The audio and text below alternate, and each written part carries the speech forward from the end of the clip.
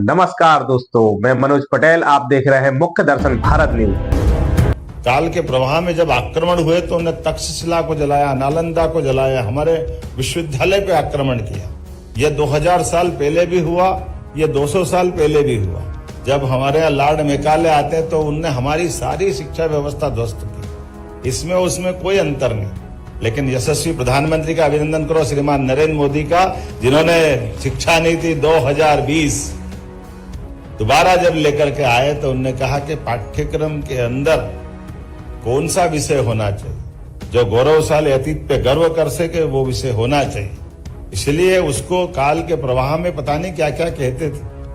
भगवान राम और भगवान कृष्ण के जीवन के उत्कृष्ट प्रसंगों को लेकर के केवल उनको कर्मकांड की माइथोलॉजी में डाल देना, ये दुर्भाग्य की बात है। हमारे लिए तो ये भारत का विश्व गुरु बनने का जो सपना है, कोई धनी बनना चाहता है, कोई ताकत वाला बनना चाहता है, लेकिन भारत ने अपना मार्ग कौन सा खोजा है?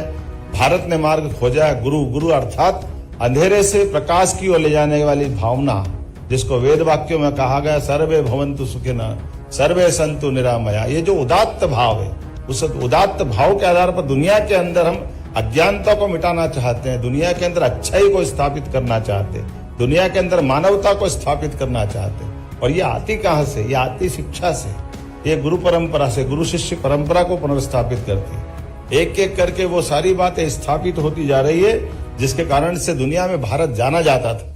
भारत दुनिया में संपन्न बनना चाहता है, लेकिन संपन्नता में स्वार्थी नहीं बनना चाहता है। वो उदारता के साथ अपनी अच्छाइयों को बांटना चाहता है। वो ताकतवर बनना चाहता है, लेकिन शांति के लिए बनना चाहता है। उसकी दिशा दूसरी नहीं, उसकी दिशा एकमात्र है कि हम शांति की स्थापना करने में समर्थ हो।